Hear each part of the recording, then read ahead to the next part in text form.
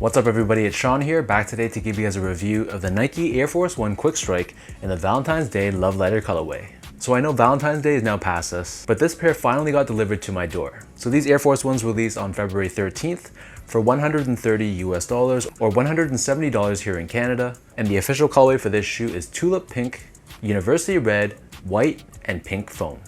This was arguably Nike's most sought after Valentine's Day release, and at least here in Canada, they pretty much sold out instantly. So first things first, here's a quick look at the box, and as you can see, this comes in its very own special edition box. It's done in this white cardboard construction, and at the top we have Nike Air, but if you look closely, on top of the eye there's a small little heart. Inside the box there's also special paper as well, and then printed throughout it says a forever love. So these Air Force 1s are an amazing pair, honestly. My first impression when I saw this though was it kind of reminds me of the Strangelove SB Dunk.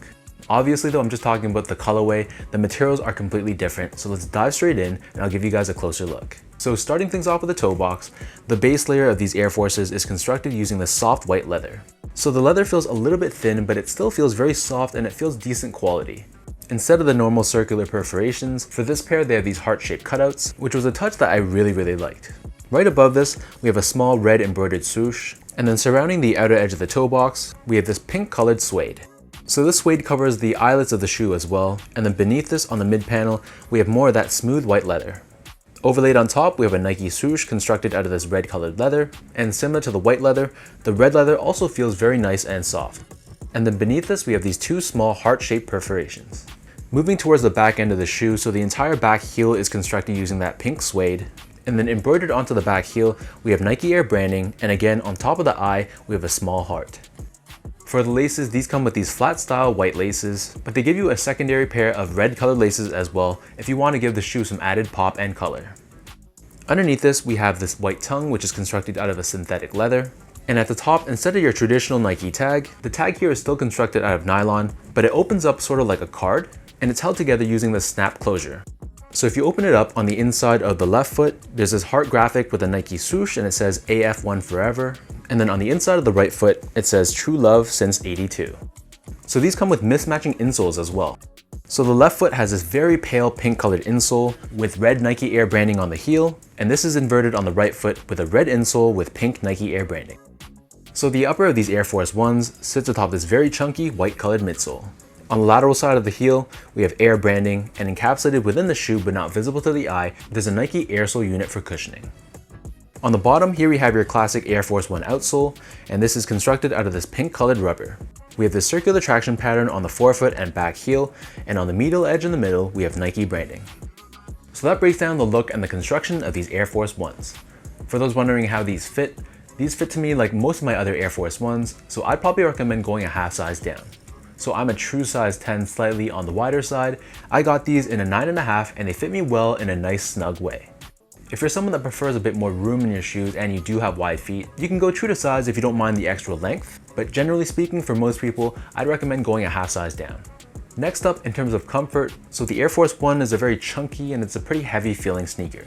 With that said though, it's going to be fine for just everyday casual use. Personally, I don't find that the Air Force 1 is that comfy. I feel like it's a little bit clunky on feet, but I know a lot of people disagree with me and they really love the comfort on Air Forces. So it really depends on what sort of shoes you prefer underfoot. If you don't mind more of that elevated chunky feel, then you'll probably appreciate the Air Force 1s. Finally, in terms of the quality and craftsmanship on this pair, I kind of have a mixed opinion. So I've seen some of the pictures from other people's pairs and honestly the quality is hit or miss. For my pair, I think I got a bit lucky.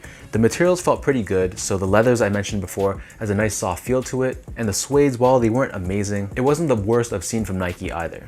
The main issue with this shoe though is definitely the craftsmanship. So on other people's pairs, I've seen a lot of glue stains, there were some issues with the embroidery, so clearly there's some inconsistencies with the build on this shoe. So I think it comes down to the luck of the draw. I'm pretty fortunate I got a pretty clean pair, but I know other people can't really say the same.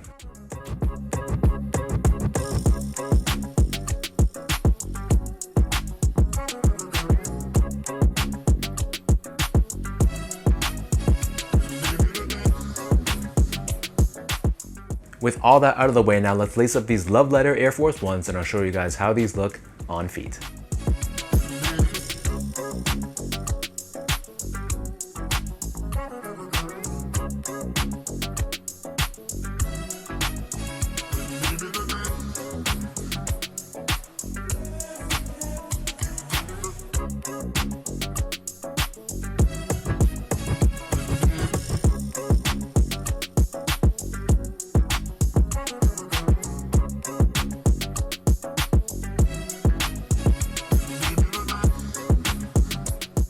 Overall, this is a really clean pair of Air Force Ones. Even though Valentine's Day is now past us, I still think this is a very wearable shoe, and I wouldn't be surprised if, say, a couple years down the road, prices on these will surge up.